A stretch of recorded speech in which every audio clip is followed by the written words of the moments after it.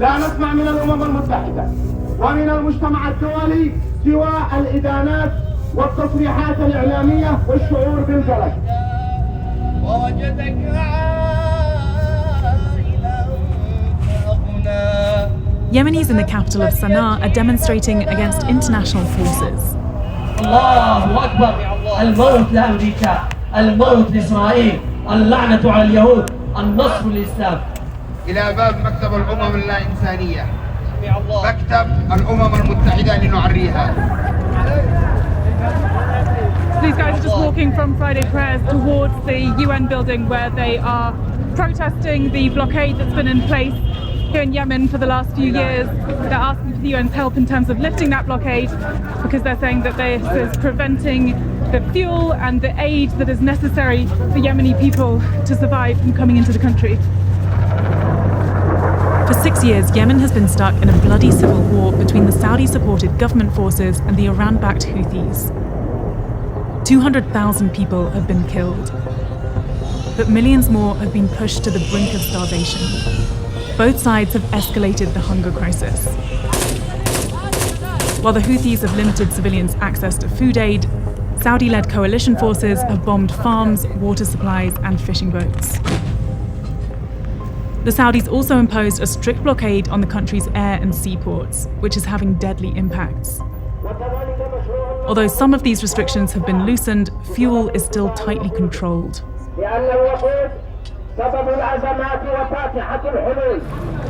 What is it you've come here for today? People is dying in Yemen. People is starving. Hospital is closed. What they are doing in Yemen?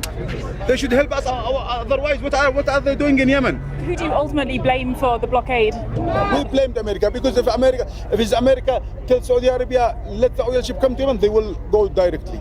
Because, you know, America controls the whole world. We blamed Biden, said, if I become the president, I will let oil ship, I will stop the war. Hey, Shalom. First thing and foremost, I want to give all praises and glory and honor that's due to Yahweh, Ba'ashem, Yahweh Shai, Ba'ashem, Habakkuk, double honors unto the apostles, the elders of the great millstone, blessings and salutation to the hopeful elect, noise in the gospel broad, lifting up the standard of Yahweh, Ba'ashem, Yahweh Shai, wherever it may be. It's the Akia Mahalaya coming back with another lesson. Through the Spirit, Lord's will be edifying. Real quick, I had this video that was sent to me a few days ago. I actually had some time to really listen to it and kind of meditate on it through the Spirit. And what this guy said, Yemenis, he made a good comment on pointing the finger at the problem. They said, well, who do you blame for this crisis and this war and this food shortage? And he said, America. He came out and he said Esau basically was to blame for it. And you know what? That's absolutely true. Okay, because everybody knows to some form of fashion, or anybody that's enlightening, they know without a doubt that something is wrong with this rulership and that this rulership is tainted, it's not right, and it hasn't benefited the people.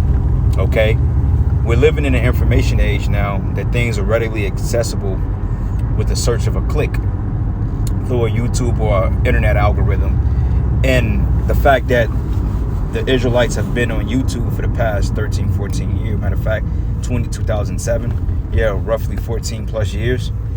Hey man, this truth has spread like wildfire. So now the nations are knowing, even if they don't fully realize, that Esau Edom is definitely the problem. All right, and he said it. That's the reason why you have a hunger problem in the world, is because America. Because what they do, they scrape up resources, they impoverish nations, they start war through the power of influence in controlling of particular substances, you know, particular commodities, you know, like uranium and different elements, resources. Okay, they control the world's resources, and when they don't have control of your particular resources, then what they do, they put sanctions on you. Same thing they did out there in Venezuela, you know, to set up central banks in order to divide the currency. They take over the resources through military war or through some type of espionage conflict. So he was spot on point. You know, 300s of thousands of people are starving, children eating their hands, etc. It says children in Yemen are so hungry they're eating their hands. But hey, who fault is that? Okay, who fault is that? Because you nations, you adapted to be like the Babylonians. You basically didn't sold yourself out for a lesser power. And now look at you, like Yemen, all right? Like, you got to understand, and you Israelis over there, you people of the land, hey, you're going to get your judgment, you know, because, hey, not only that America is the catalyst behind it, you got to blame the state of the Amalekites or the state of Israel for the things that's happening in the world, because, hey, believe it or not, America is backed and controlled by the elites, okay, by the state of Israel. That's why every time there's a conflict and they're in the midst of it, who do they run to? America, because they have sworn an oath to protect the interests of the elite bankers. This is the reason why you have Democrats and Republicans, and the reason why you have political parties. It's the reason why you have what they call a Balfour Declaration, okay? The reason why you have a fourth industrial revolution. Look up this guy Klaus Schwab, and it breaks it all down, and it tells what's going on in the world as far as this fourth industrial revolution. But nonetheless, the scriptures go into how the hammer of the whole earth is broken, and that hammer is Babylon the Great, aka America, because, like I said earlier, they control predominantly the world's resources, man. And how did they get the resources? Through military conflict. All right. So anyway, I'm gonna bring up this precept real quick, and we're gonna let the video play, and we're gonna get a couple more precepts. So this is the book of Proverbs 29:2. It says, when the righteous are in authority, the people rejoice, but when the wicked bear rule, the people mourn it, okay? Which proves that the wicked is in power now, because there's no way in hell that anybody on this planet Earth should be homeless or without. Okay, that's enough food that the Lord have produced in the earth. Just the fact the earth alone is big enough to house billions of people. And yet this devil was talking about, there's overpopulation control. There's too much carbon, which carbon basically just goes into life. How we have to eliminate carbon, which is the people, which is life. How we have to eliminate certain resources because the people, they're becoming too vast to number. When in fact, you've created the scenarios to destroy the resources, man. Okay? You're spraying barium oxide into the heavens or to the atmosphere. Okay? You got this whole thing about global warming that you've created, okay, through destroying ecosystems, cloud seeding, okay, cutting down forests, or what they call deforestation. Deforestation goes into cutting down trees. Now, if you look at America, America was once pretty much inhabited by woods and cedar trees, different resources, golds, minerals. But now look at it. You got highways all over the damn place. You got skyscrapers known as concrete jungles. Okay, you got cities that's built up with pollution. You know, you got the crops that's not yielding their increase. Why? Because you've polluted the whole earth. And now the whole earth is seeing, and they're noticing that, hey, man, there's a problem. And the problem is Esau, Edom. Even your own people are complaining against you. And this is the reason why, hey, the nations are longing for righteous rulerships, man. They're longing for righteous rulerships because, hey, they need the Israelites in power. Like it was a couple years ago, I believe it was this Palestinian chick. She was basically calling out to the children of Israel. She said, we need you back in the land because, hey, when you come back to your rightful state, there will be peace on the earth. But it's been nothing but hell and misery on the earth, okay? People are dying in record numbers from different diseases and pestilence, man, okay? The fact that you have this genocidal experiment going on in the world known as the you-know-what, that's uprooting people and that's destroying people's livelihoods, you're the blame for that, man. And the Most High is going to lay it to your charge, whether you believe it or not. This is the reason why you're coming down with great wrath, because you know this. All right? So it says here, but when the wicked bear rule, the people mourning. And if you look at this video, hey, these people aren't mourning, man. Even though they're a bunch of heathens. A lot of them could be Edomites, Amalekites, aka Esau. Then some of them may be Ishmaelites. Some of them may be Jake. But regardless of the problem is, you Edomites are the problem. You Edomites have to be the ones that's put down, man. You have to go. You're the cancer. You're the problem of the earth. Okay, the Lord gave all the nations their portion of land and their certain resources so they can live and prosper. But yet, what does Esau do? He comes in and he destroys it, man. And he uses his military to do so. Okay? So anyway, I'm gonna play the rest of this video, and we're gonna grab a couple precepts, and that'll be that. Do you have children? Yes, 5 children. He wants to go to fight. Where is he? This is my son. He wants. You want to fight? How old are you? 13 years old. You're 13 years old and you want to fight? ليش يتحارب؟ And that's why you want to fight? If they stay like this 2 weeks or 3 weeks more than that, what are we do? We will go to fight. The lack of fuel entering Yemen impacts everything. Clean water and electricity are harder to come by. Health facilities run on limited power, and food prices are driven up. All at a time when 16 million Yemenis face acute food insecurity and there's a shortfall in international aid donations.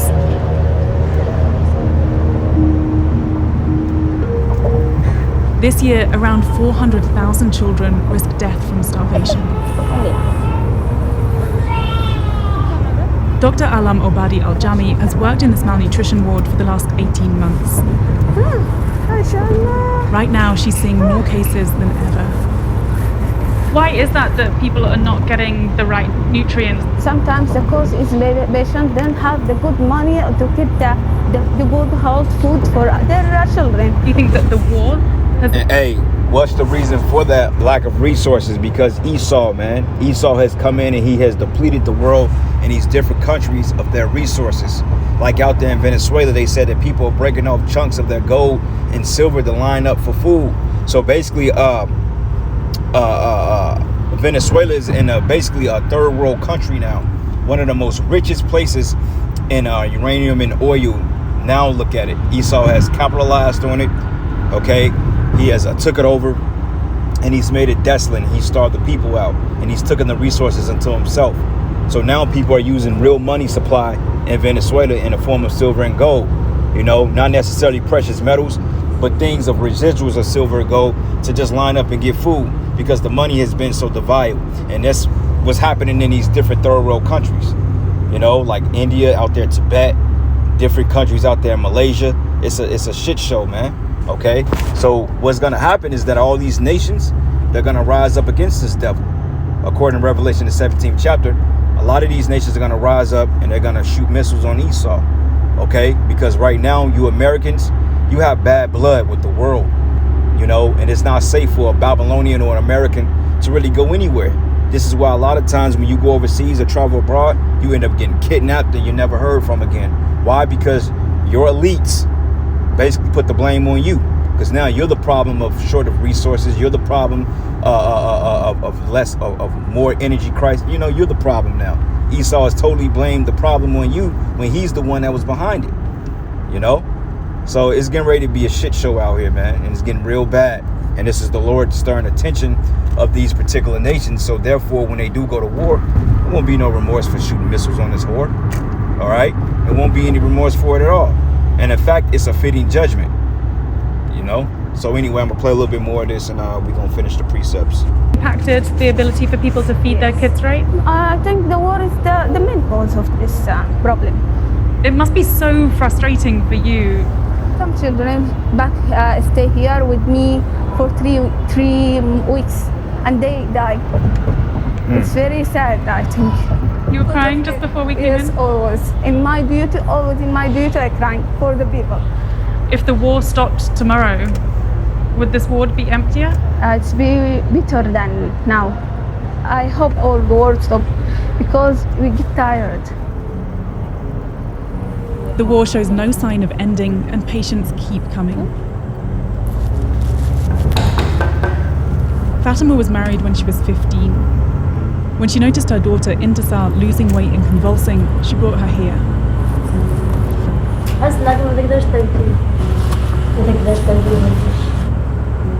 She's crying without sound. You must be very worried.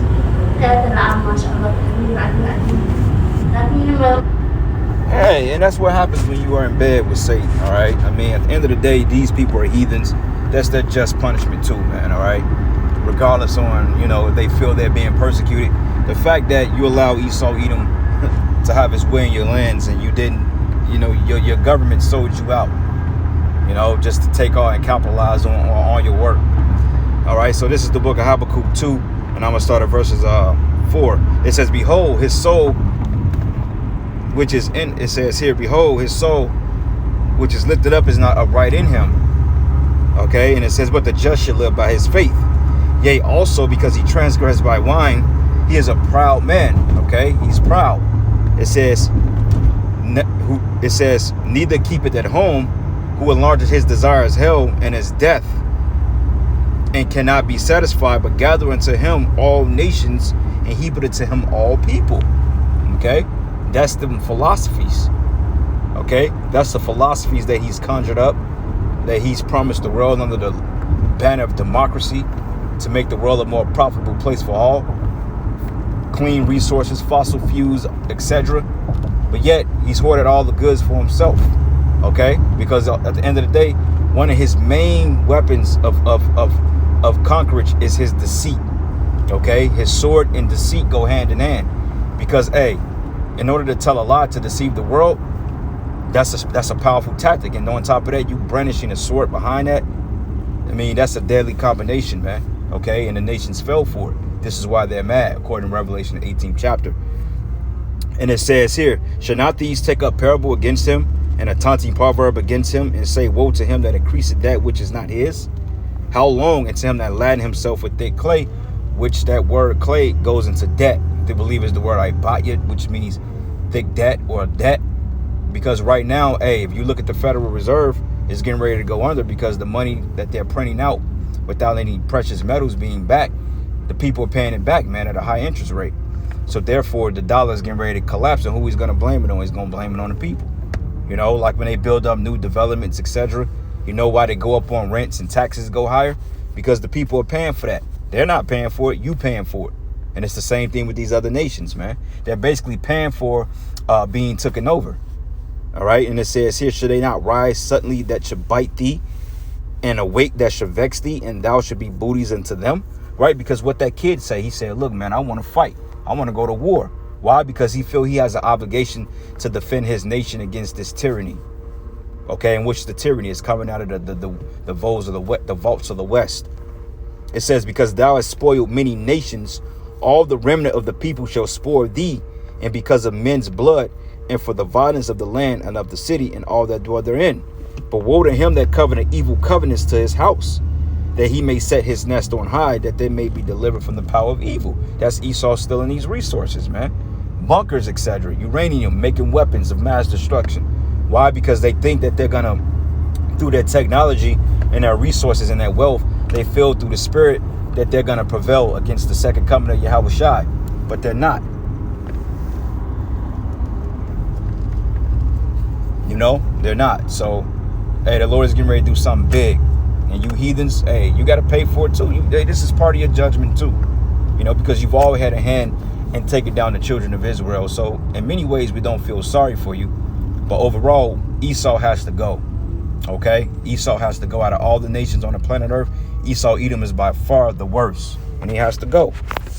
All right? So, matter of fact, let's get another precept here. This is the book of Micah 2. Verses 2 to start at 1. It says, woe to them that devise iniquity and work evil upon their beds. It says, when morning is light, they practice it because it's in the power of their hand. Right? Because like I said, they have the military, they have governments, okay, they have residuals, they have resources to do these things, and they've depleted the world of resources.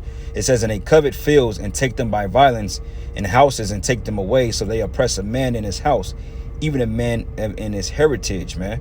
Okay, it said, therefore thus says the Lord, behold, against this family I do devise an evil, from which ye should not remove your necks, neither shall ye go haughtily, for this time is evil. So you can expect things and tensions to increase throughout the world, because like the scriptures say, the hammer of the earth is casted down or broken. Jeremiah 50:23. It says here, how is the hammer of the whole earth cut asunder and broken? How is Babylon become a desolation among the nations? Right? And like the man said earlier, he said America controls the entire world. And that's Revelation, the 18th chapter. They've caused all nations to get drunk off the fornication, which is the different philosophies. Because now if you go to places like Yemen, you go to Saudi Arabia, you go to Morocco, they're all took on what they call the vote of democracy, man. Okay, they all believe in the so-called free world. You know, they wear suits and ties, they build skyscrapers, they push women's lib. They push all the things that the America or the Western hemisphere have pushed in their ideologies, and now they're being indoctrinated by it, and now that it's coming back to bite them. So now they want out. But hey, the Lord said, hey, as you partook and the glory of this kingdom, hey, you're going to be destroyed by it. That's 2nd Ezra, the 15th chapter, I think 45th verse on down. It goes into that. All right. So anyway, I'm going to end it there. Giving all praises and glory and honor that's due to Yahweh Ba'ashim Yahweh Shai. Shalom and above all.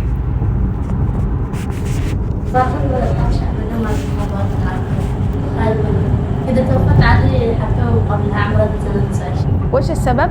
بعد ما خرجت من الدخول حاولنا 10 أيام فيها إسهال مش معدل. قالوا غطينا وين. ثاني يوم. I can't imagine how difficult it is as a mother losing one of your children and then, your other child being in this situation. 2 days after we met Fatima, her daughter Intisar had a cardiac arrest and died. We wanted to understand why fuel was not getting into the country at a time when it's most needed. From looking at commercially available maritime data on vessel locations, we can see how fuel tankers make their way to Hodeidah port, the main seaport in the country's north. We looked at a 20-month period from January 2020 through till the end of July 2021. We asked the Centre for Advanced Defence Studies, a non-profit that studies crime and conflict, to analyse that vessel traffic in the Gulf of Aden. What they found was that during this time period, 69 fuel tankers set off for Hodeidah. But they were stopped at the coalition holding area where they had to wait for approval from the Saudi-led coalition before they could continue. 58 of those vessels were anchored here for more than 72 hours. Sometimes they were held for weeks or even months. Once approved, most tankers then travelled on to Hodeidah. But over a third of them were then held at the Hodeidah port for over 72 hours, this time by the Houthi authorities. It's clear from this data that the coalition, and to a lesser extent the Houthis, are both responsible for delaying much-needed fuel from entering the country, contributing to a man-made disaster.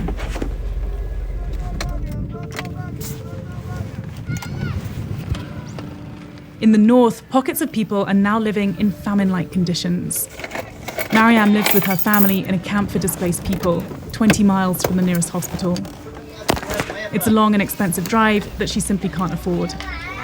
So she brings her son, Mishal, to this makeshift clinic, set up to treat acute cases of malnutrition. He's 4 years old.